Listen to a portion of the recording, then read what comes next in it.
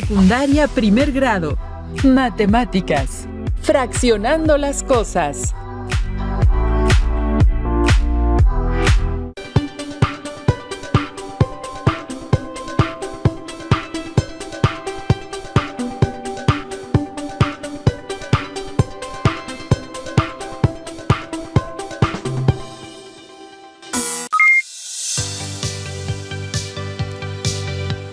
Estimadas alumnas y alumnos, les damos la bienvenida a una lección más de Aprende en Casa 2. La colega que me acompaña es la maestra María del Carmen Reyes Alberto. Y él es mi colega, el maestro Víctor Jesús Barabata Villasana. Nos da mucho gusto compartir con ustedes esta sesión. En esta lección daremos continuidad al estudio del aprendizaje esperado. Convierte fracciones decimales a notación decimal y viceversa. Aproxima algunas fracciones no decimales usando la notación decimal. Ordena fracciones y números decimales. Iniciemos. En algunos casos, reutilizaremos la recta numérica o segmento de ella para ubicar fracciones y poder compararlas visiblemente. Un ejemplo claro de lo anterior son las disciplinas deportivas. En particular, el salto triple de longitud, el cual podemos ver cada 4 años en los Juegos Olímpicos. Cuando presenciamos esa disciplina, no podemos ver de forma precisa los resultados de cada atleta, pero sabemos cuando uno supera al otro al mirar la marca que dejan en la arena. Y es hasta el momento en que se realizan las mediciones que podemos conocer las fracciones de metro que aventaja a un competidor de otro. Por ejemplo, en el salto observamos cuando un atleta salta 2/3 en la arena y cuando otro llega a la mitad de la arena. Entonces consideremos que el primero superó al segundo. Como lo dice mi colega Carmen, ubicar fracciones en la recta numérica nos facilita ver su posición y relacionarlas con algunas magnitudes. Otro ejemplo en donde observamos la aplicación de lo anterior son los circuitos en las carreras, donde podemos ver parte de los recorridos hechos. Pero, ¿cómo ubicar en la recta numérica las fracciones? Veamos el siguiente video. ¿Cómo ubicamos fracciones en la recta numérica? Para ubicar fracciones en una recta numérica se divide la unidad de acuerdo con las partes que nos indica el denominador de la fracción que se requiere ubicar. Veremos dos casos. Empecemos con el primero. Ubicaremos fracciones propias, que son aquellas donde el numerador es menor que el denominador y se ubican entre 0 y 1. Hagamos un ejemplo, 2/7. En este caso, dividiremos el entero o la unidad en 7 partes iguales. 1, 2, 3, 4, 5, 6, 7. En la recta numérica observamos las fracciones que quedan de la siguiente manera: 1/7, 2/7, 3/7, 4/7, 5/7, 6/7 y 7/7 o un entero. Para ubicar 2/7 contaremos las divisiones desde 0, 1 y 2. Hemos encontrado el punto de la recta, 2/7. El otro caso son las fracciones impropias. Hagamos un ejemplo, 7/2. Todos los enteros los dividiremos en 2 partes debido a su denominador. Y empezaremos a contar desde 0. 1/2, 2/2, 3/2, 4/2, 5/2, 6/2, 7/2, 8/2. Vamos a contar desde el 0. El número nos indica el numerador. 1, 2, 3, 4, 5, 6 y 7. Hemos encontrado el punto de 7/2. Esto está resultando muy enriquecedor. Veamos otros ejemplos.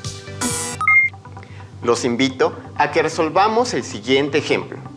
Como pueden identificar en la siguiente herramienta, tenemos una recta numérica en la parte inferior, que está dividida en 5 partes por cada unidad, entre el 0 y el 12.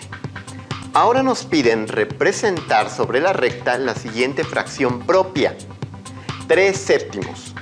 Y como cada unidad en la recta numérica está dividida en 5 partes, lo primero que debemos hacer es dividir cada unidad en 7 partes iguales, como indica nuestro denominador. Procedamos. ¡Listo! Ya dividimos cada unidad. Ahora, para obtener 3 séptimos, debemos empezar a desplazar el punto de referencia de nuestra recta desde el 0, el número de pasos necesarios a la derecha para llegar a 3 séptimos. Contemos juntos. 1, 2, 3 séptimos. Le damos clic a corregir y corroboramos nuestro resultado. Muy bien, es correcto. Hagamos un ejercicio más. Observen que colocaremos el punto que representa la fracción impropia de 42 quintos.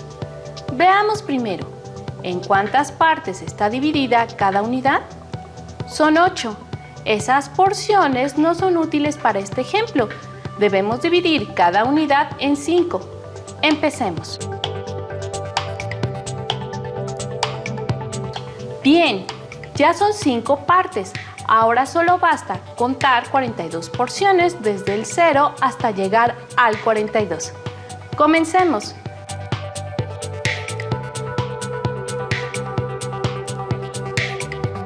¿10 partes? 20, 30, 40, 41, 42 quintos. Verifiquemos. Muy bien. ¿Qué pasaría si queremos saber qué atleta recorrió más que otro en alguna carrera? Tendríamos que hacer una comparación entre los datos representados como fracciones. Podemos hacerlo de la siguiente manera. Observemos el video para ver el procedimiento. En este video veremos cómo se comparan fracciones. Vamos a analizarlo. La fracción es un número y sus componentes son el numerador y el denominador. Una vez que conocemos el nombre de los componentes de la fracción, compararemos fracciones que tienen el mismo denominador o el mismo numerador. Y visiblemente compararemos cuál tiene mayor orden de magnitud con respecto a la misma unidad de referencia. Vamos a empezar con la primera pareja, donde tenemos 4 séptimos y 3 séptimos. Es decir, cada barra está fraccionada en 7 partes iguales, de acuerdo con el denominador. Lo que nos ayudará será resaltar 4 de ellas en la primera y 3 en la segunda. Comenzamos. 1, 2, 3, 4 séptimos. Y de la segunda 3. 1, 2, 3 séptimos. Aquí podemos ver o notar que el segundo bloque que cubre 3 séptimos es menor que el primer bloque que tiene por superficie 4 séptimos. Esto se identifica si las comparamos. Para este caso, nos vamos a auxiliar de los símbolos de mayor que y menor que. Recuerden, el signo mayor que abre hacia la izquierda y el signo menor que abre hacia la derecha. ¿Cómo sabemos cuál utilizar? Siempre se leen de izquierda a derecha al momento de comparar fracciones. Entonces, diremos 4 séptimos es mayor que 3 séptimos. En la siguiente pareja, notamos que las fracciones tienen numeradores iguales, pero denominadores diferentes. Recuerden que el denominador nos indica en cuántas partes está dividido nuestro entero o la unidad.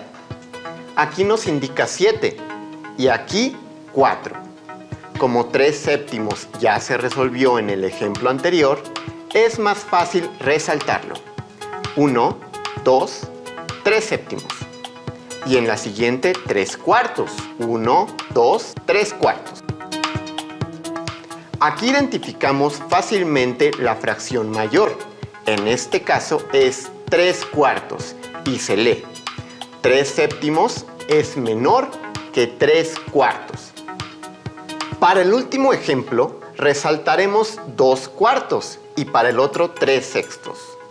1, 2/4. 1, 2, 3/6.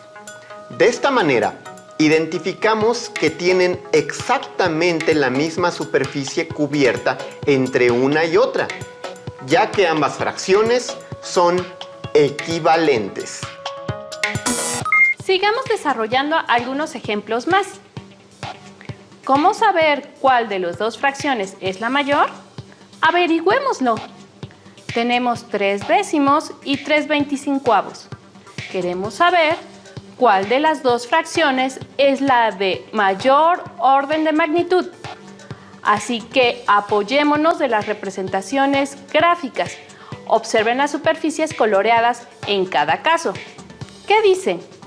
¿Cuál tiene mayor superficie coloreada? Tomemos una de las figuras y tratemos de sobreponerla en la otra para poder verificarlo. ¿Cuál es mayor? Exacto, 3 décimos. Revisemos otro ejemplo. Colocamos un quinto y colocamos un sexto.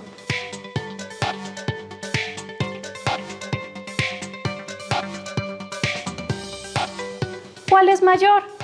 ¿Qué observan de las superficies coloreadas? Tratemos de sobreponer una con la otra.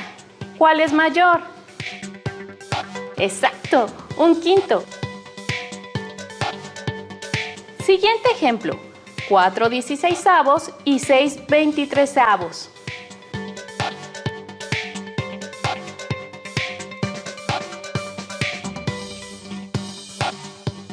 ¿Cuál es mayor? Hagamos lo mismo que en el ejemplo anterior y la mayor es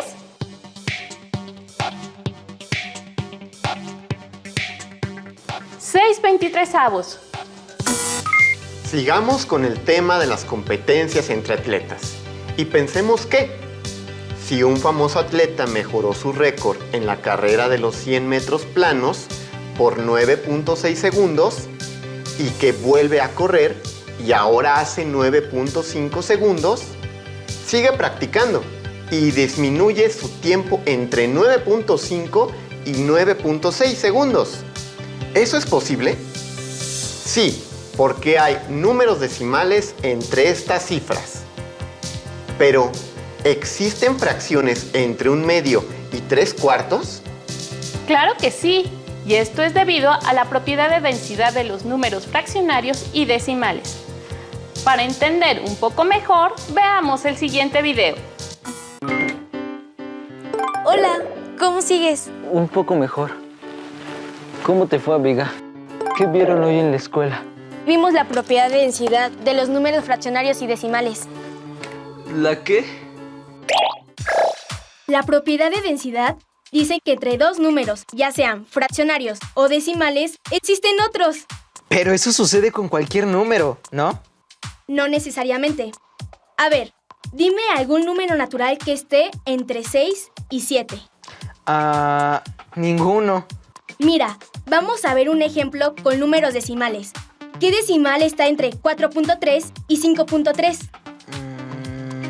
4.5, 4.8 o el 5.1. ¡Exacto! A ver, ahora algo más complicado.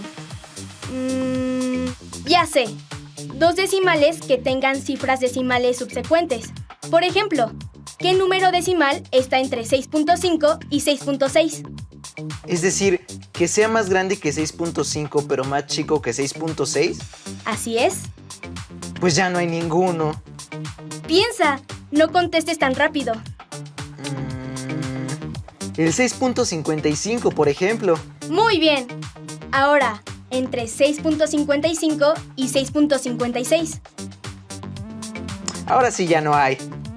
Fíjate bien, entre 6.55 y 6.56. Pues... ya sé. 6.553. o 6.558, ¿no? Exacto, cualquiera de ellos y muchos más. Así podríamos seguir encontrando más números. Por eso, entre dos números decimales siempre existe otro. ¿Cómo encontramos una fracción que esté entre dos fracciones que tienen el mismo denominador? Por ejemplo, entre 2/5 y 4/5. Pues 3/5. ¡Exactamente! 3/5 es mayor que 2/5 y menor que 4/5. A ver, otro ejemplo. Busca una fracción que esté entre 1/4 y 5/6. Es decir, que sea mayor que 1/4 y menor que 5/6. Uy, eso está más difícil. Déjame pensar. Ya sé. Voy a trazar una recta numérica para ubicar los dos números. Como son fracciones propias, ambas están entre 0 y 1. Si el común denominador es 12, 1/4 equivale a 3/12 y 5/6 equivale a 10/12.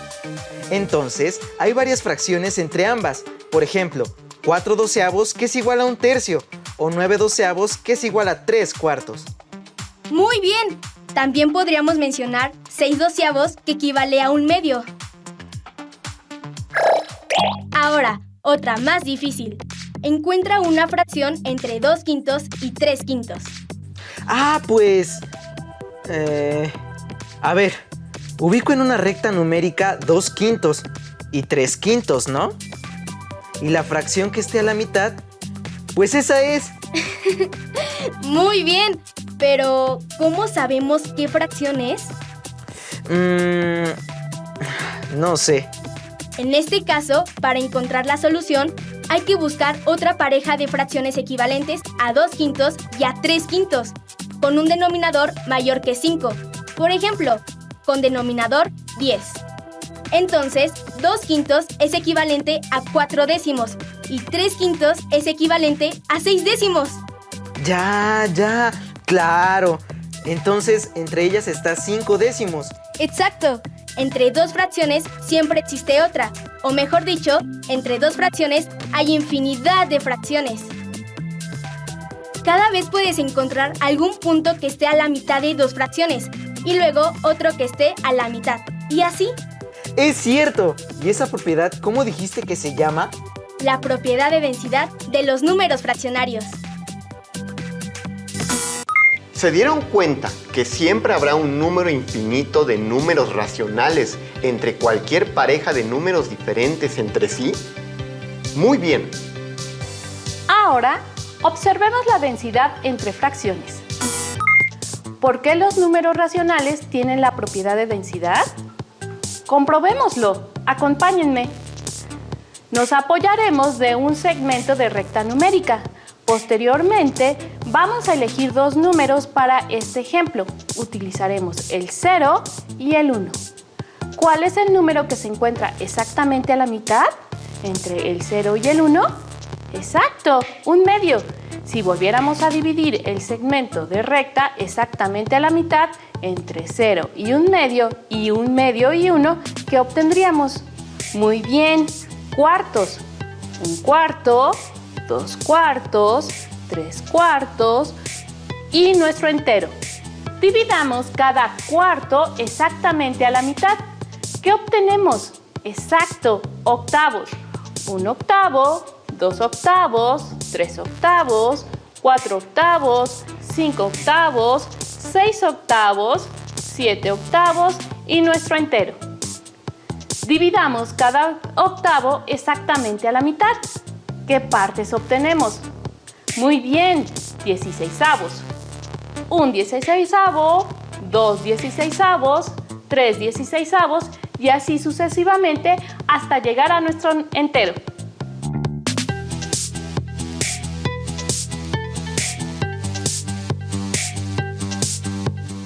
Dividamos cada 16avo exactamente a la mitad. ¿Qué obtenemos?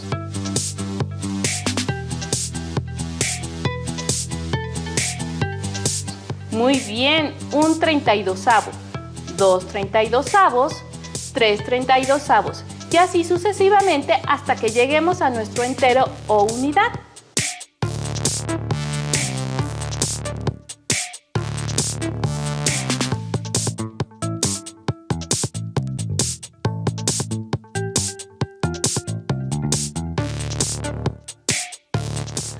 Ahora sí, tomamos una fracción.